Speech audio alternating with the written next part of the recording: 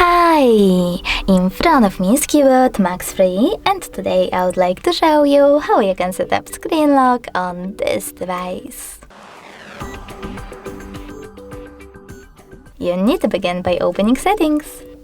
Now scroll down and click on Security section. After that, tap on Screen Lock and tap on one of those login methods to set up the best one for you: pattern, PIN or password. After that, you need to enter it, choose Next at the bottom right corner, repeat it and tap on Confirm at the bottom right corner as well. Now tap on one of those options to set up the best one for you. How do you want the lock screen to display?